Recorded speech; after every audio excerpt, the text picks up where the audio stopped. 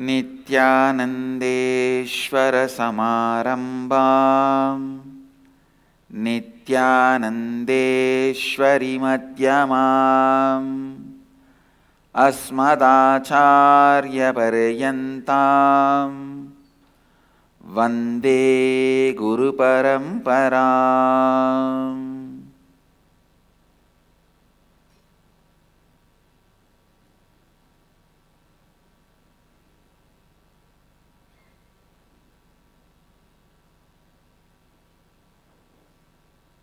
I welcome all the devotees, disciples, Samajis, Satsangis, Srimahans, Mahans, Tanedars, Kotaris, visitors, viewers, sitting with us all over the world through Nithyananda TV, Sadhana TV, two-way video conferencing, having Nayana Diksha, all over the world. Cities sitting with us in two-way video conferencing, enriching temple, Biddi, Colombo, Sri Lanka, Nithyananda Nagaram, Hyderabad, New York, Varanasi, Calgary, Amarnath, Warrington, UK, Ohio, Prayag, Vancouver, BC, Ma Shivananda, Warrington, UK, Calgary, Amarnath, Oman, Sivagangai, London, Kashi, Guadalupe, Rameshwaram, Hong Kong, Sirgari, Port Washington, New York, Kuala Lumpur, Palani, San Jose, Madurai, Bangalore North, Houston, Kalahasti, Los Angeles, Arunachalam, Singapore, Singapuram, Hyderabad, Guptakashi, Toronto, Tirukkayilayam, Seattle, Chidambaram, Scottsdale, Arizona, Melbourne, Tiruvaru, Los Angeles, Hollywood, St. Louis, Tirumala, and more cities are joining. I welcome every one of you with my love and blessings. Today the second day of the Nithyananda Brahmotsava, Nithyanandeshwara and Nithyanandeshwari and Nithyananda, all the three are gracing on Sarvalankara, Alankara of Arunajaleshwara.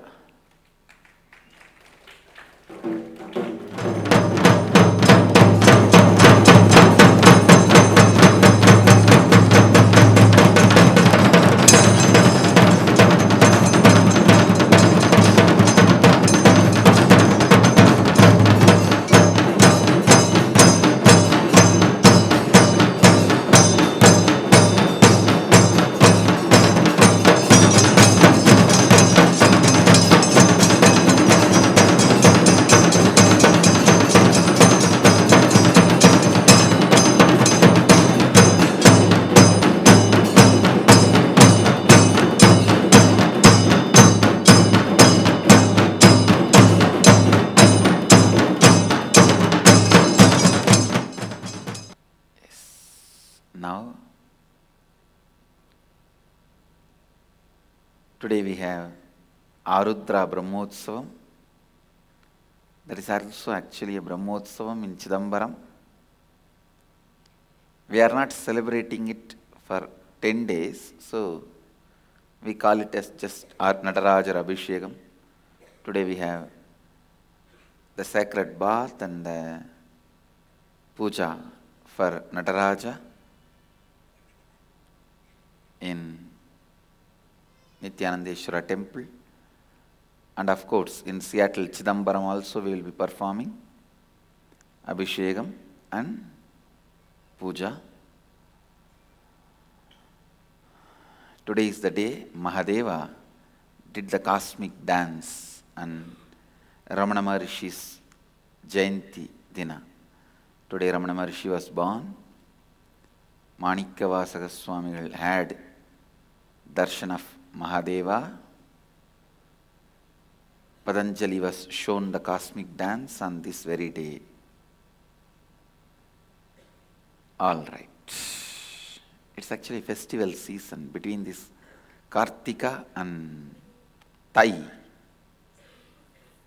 This 2.5 months starts with Kartika and till the middle of the thigh, the 2.5 months is a heavy festival season.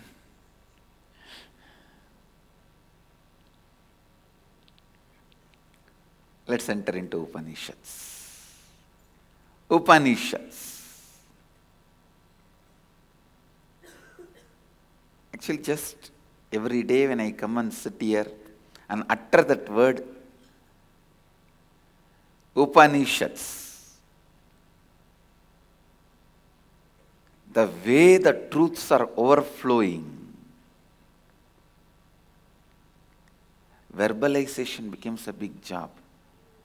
Finding ideas is not at all a big job. Verbalizing them has become a big job. There are tons of books.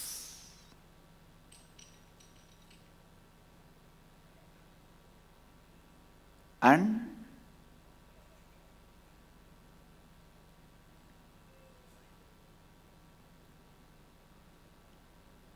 tons of authors. But this book, Upanishads,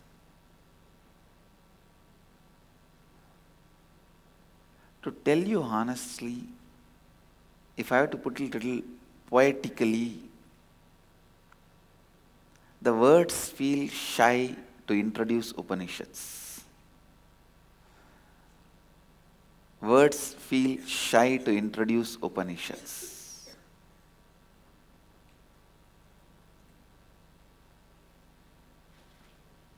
See, if a child asks, what is the size of the apple? You can show like this. What is the size of the pumpkin? You can show like this. The child asks, what is the size of the planet Earth? Can you show like this? No. This is not anyway signifying the size of the planet Earth. You can show this big, but that is no way signifying the size of the planet Earth. That is no way doing justification to the size of the planet Earth. Please understand. So what will I do with these words to introduce Upanishads? I can only pull my mouth like this and it is this big. The way they introduce you to you, the way they introduce world to you, the way they introduce God to you, the way they introduce life to you, nothing can be compared to Upanishads. Whether the purity of the substance they are delivering, or the poetic way they are expressing, or the very sound in which they have nicely embedded the vibrations of Kundalini awakening. Upanishads not only have a linguistic and poetic importance, meaning they have even phonetic importance. Even phonetically, they are important. Actually, by the religious historians classifying Upanishads under Hinduism, they brought a great respect to Hinduism. And of course, Hindus are the inheritors. It is our inheritance, no doubt. But we need to live it and share it with the world. It does not belong just to us. Please understand. We might have been inheritors, but it doesn't just belong to us. It belongs to the whole universe. Actually, I am feeling so much to start talking on the verses, on the Upanishads. And I feel I have not done justice to introducing. I have not set the context. Because only from the right context it should be taught.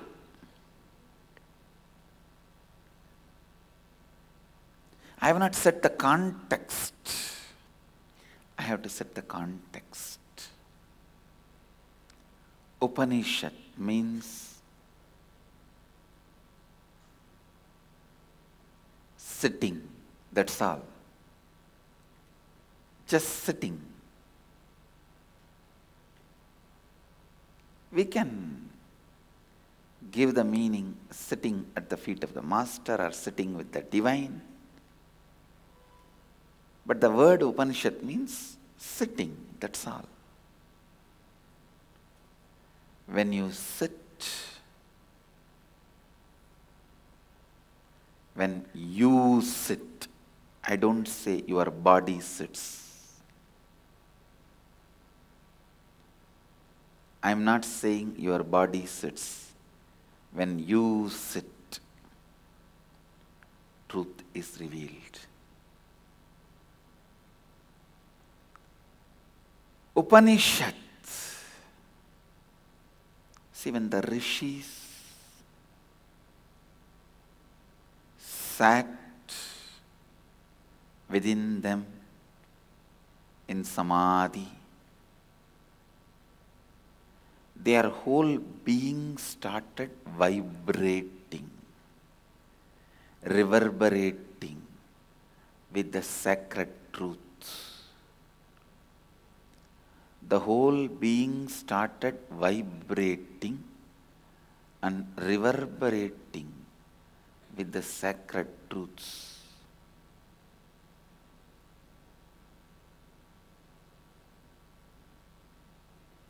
The cosmos started singing through them. Cosmos started radiating through them. That expression is Upanishads. That expression is Upanishads. Upanishads. That is why in Sanskrit we defined a Rishi as mantra drashta, who sees mantra. Understand? Not the one who writes mantra or who listens to mantra, no. Who sees mantras means when you are experiencing, always even the sound will be perceived by eyes. Understand? If the sound is heard by the ears, you are hearing. If the sound is perceived by all five senses, you are experiencing. So sound, even seen, mantras seen. When your eyes experience sound, the lines you experience are only called akshara. Please understand. Our Rishis experienced each sound. When they experienced that sound, what was the line through which their eyes experienced that sound? That line becomes akshara.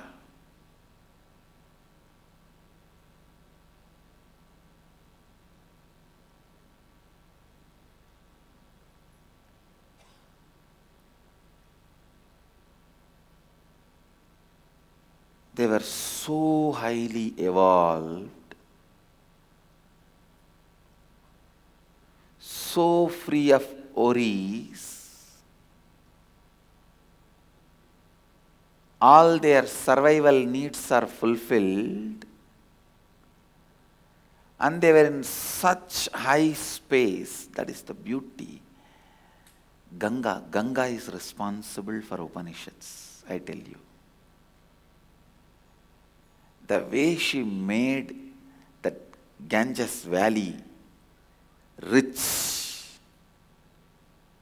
all the basic needs she provided. She supplied everything.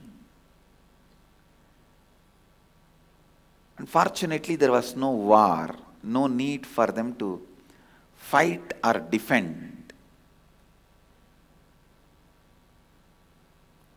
All the natural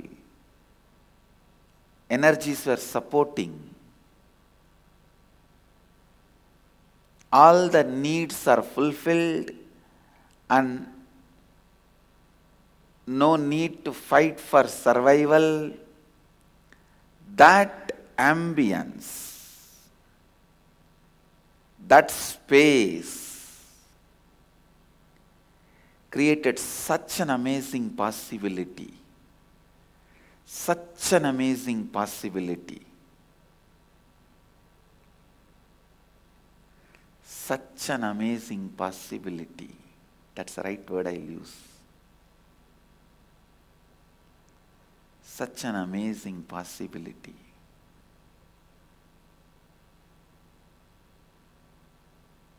For them to sit within themselves, with the cosmos, with the universe, with the nature.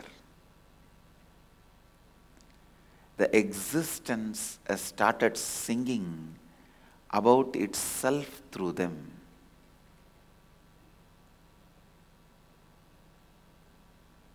The background setting of each Upanishads is so different.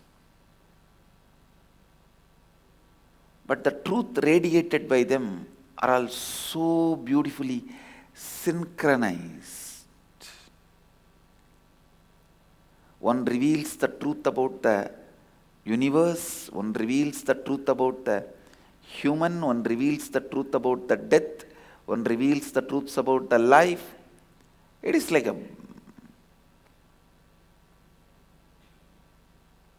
all your questions are blasted.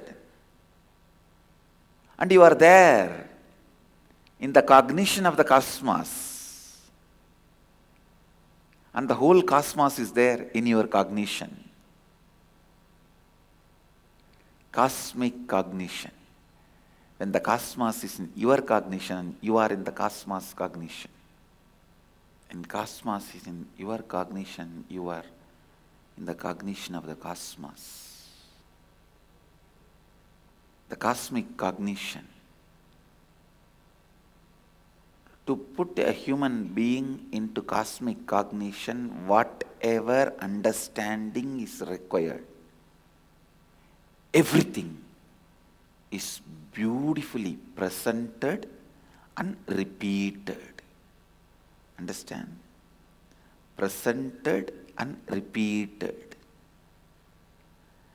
And all the possible doubts which can arise is answered.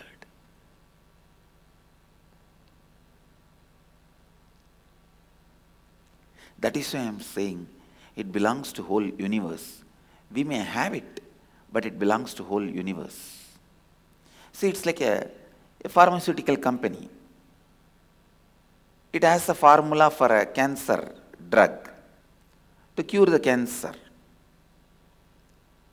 That company may own it, but the drug itself, the cancer drug itself, belongs to whole world. Whoever has cancer should be provided with the drug. Same way, we may own the Upanishads. We might have inherited it, but it belongs to whole world. Whoever is suffering with the delusion, Maya, illusion, should be given these Upanishads. We should share with them.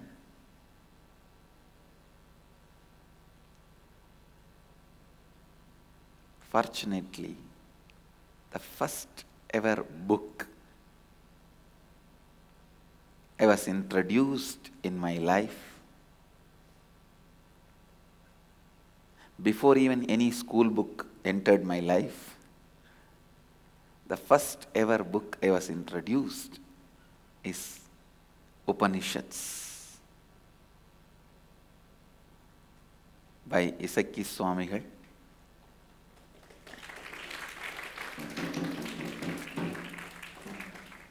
And still we have that copy with us. We have that book.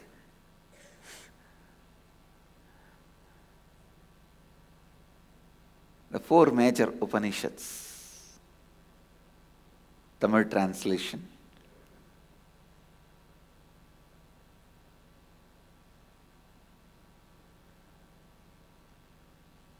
At that time I can't read. He will read and give explanation. Kuppamma will ask questions and he will give answers. Actually, only through that book I even learnt alphabets.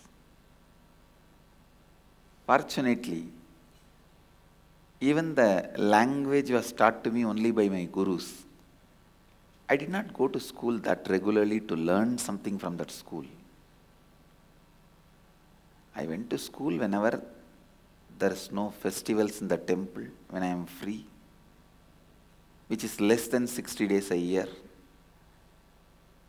Please understand, Thiruvannamalai temple as at least 300 days festival in a year. And in that 60 days, sometime it will be summer holidays for the school and weekend. Anyhow,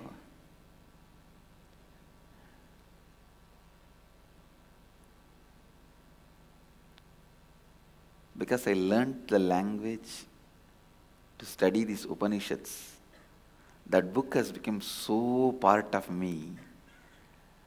It's actually a Tamil translation and commentary. I can literally just repeat the whole book. I can just literally repeat the whole book. Sometimes Kuppammal will read the book and Swamiji will explain. She will ask some real serious questions and Swamiji will answer.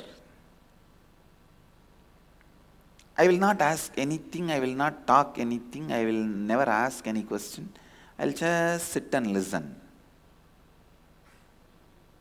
Suddenly Kuppammal asked Swamiji, Swamiji, this fellow is not asking any question, I think he is not understanding anything. Then Swamiji laughed and said, no, I am observing. Throughout all these days, his eyes have expanded and very attentive, but his eyebrows never hit each other, having a doubt or a question in his head. So through this body language and facial expression, I know he is understanding the whole thing. He is internalizing the whole thing. That's the first time I understood. If your eyes are wide open, you are attentive, and if your eyebrows are hitting at each other, you are a little confused or you have a question, you are not able to cognize that part. What a subtle study of the body language. So, if you do like this, it means there is some part you don't understand, you are not cognizing. But if you do like this, you are just imbibing. He said his eyes are wide open, he is awake, alive, available, receiving. But his eyebrows never hit each other, showing any doubt or unable to cognize. And I saw his inner space is completely imbibing it, internalizing it.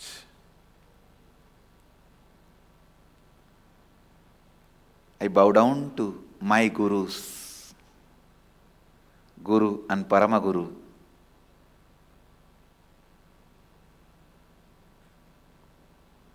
who introduced Upanishads to me in this body.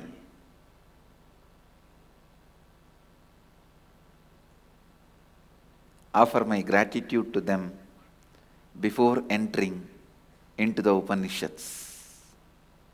Please understand, I may be a born enlightened being, or I may be an incarnation, whatever. But in this body,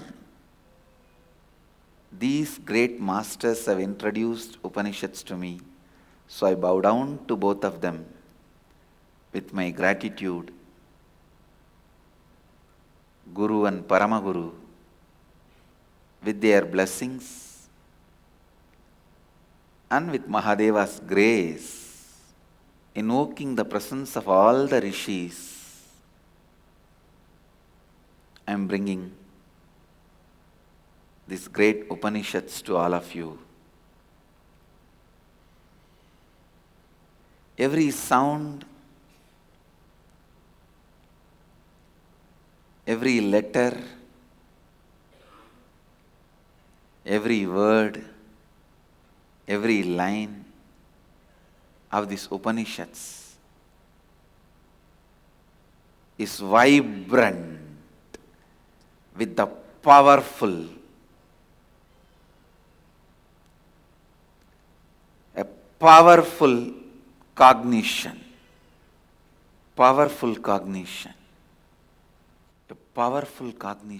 actually still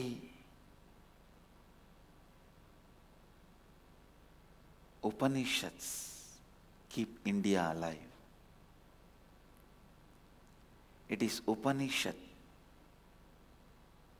which is the backbone of India. Upanishad is the backbone of concept of Bharat. Upanishads are the backbone of human spiritual aspirations and realizations. All the spiritual aspirations and realizations we have put together is Upanishads. Upanishads are the embodiment of billions of people's millions of years of spiritual realization. Upanishads. There is nothing which is left out in Upanishads. There is not a single word unnecessary in the Upanishads. You can neither edit them nor comment on them. Commentary means something is left unexplained, you need to explain. Editing means something extra is there which is not required. No editing is possible, no commentary is possible. Editing is not only not possible, not permissible. Commentary is possible, commentary is permissible, but I tell you, it is practically not possible because there is nothing which is unexplained. All commentaries are repetitions, are highlighting of some ideas which they wanted to highlight, that's all. Whether it is Shankara, Ramanuja, Madhva, or whoever wrote bhashyas, commentaries. I am telling you, commentaries on Upanishads is not possible. It is permissible as dharmically, but not possible. Maybe Shankara wanted to highlight some concepts which is in the Upanishads, so he highlights in his commentary. Maybe Ramanuja want to organize it in certain way and present it for you to become enlightened. So he highlights some of the things. Highlighting may be possible. commenting itself is not because there is nothing left unsaid in these great Upanishads. There is nothing unsaid. Before climbing the Arunachala hill to light the Deepam, those devotees will prostrate in front of the hill and go round and ask him to apologize for climbing by putting the foot on the hill. I am exactly in that mood before entering into Upanishads, before even uttering them through my mouth. I just wanted to surrender to Veda Mata, Upanishads and Upanishadic Rishis, that let me not do any disrespect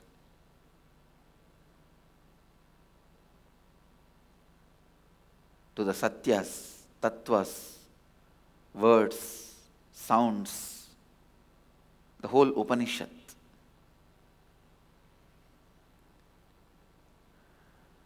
Let me just radiate whatever is your intentions.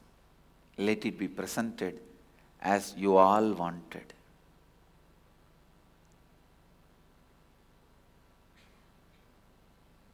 Because you can't comment on it. See, if there is something is left unsaid, you can comment on it. See, editing is neither possible nor permissible. That's one a great thing. All acharyas, even the people who don't accept Hinduism, had the basic ethics of no editing. We may accept or not accept. See, for example, there are some paragraphs in the Upanishads Ramanuja may not accept, but no editing. He never did it. And same way, Charvakas, materialistics, they may not accept some of the verses, but no editing. Even Buddhists who don't accept Vedas, they may not accept some of the Upanishads, but no editing.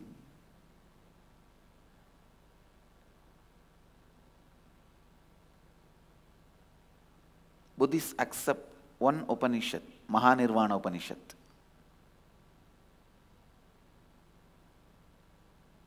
They don't accept other Upanishads, but no editing.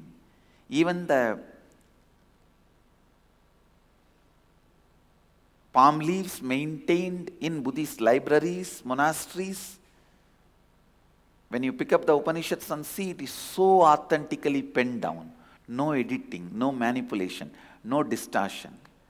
I bow down to this great Indian culture and lifestyle and tradition. Even enemy's book, even the books you don't accept, you don't manipulate, edit or distort. What a honesty and integrity.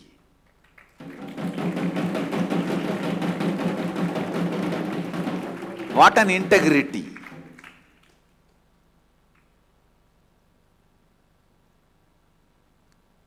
Same way, the archives of the Shankara Mats, if you go and collect and see the palm leaves of some of the Buddhist sutras, I guarantee it will be 100% truth and exactly as it is. They may not accept Buddhism, but never ever anyone will dare to interpolate, manipulate or add, delete words. This is the original Buddhist Prajnaparamita Sutra. We don't accept, but we won't manipulate. We won't do interpolation. You can go to any Buddhist monastery, university, library and pick up their version of Upanishads. It will be as authentic as the palm leaves you recover from the original Hindu monasteries. There will never be any confusion in the original text. That is something unimaginable integrity. The honesty to Vani, Saraswati.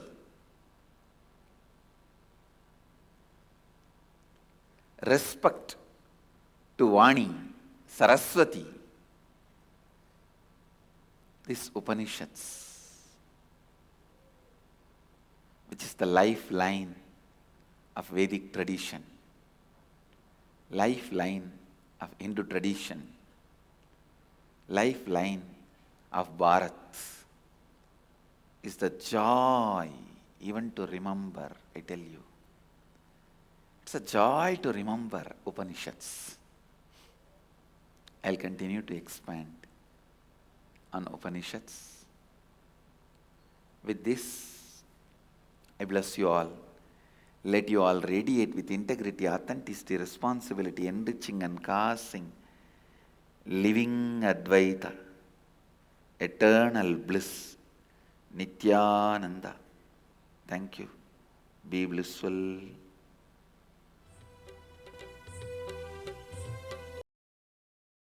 Nithyananda Dhyanapitham, Nithyananda Nagar, off Mysore Road, Bidadi, Bengaluru. Phone 08027279999. www.nithyananda.org. www.youtube.com/Life Bliss Foundation.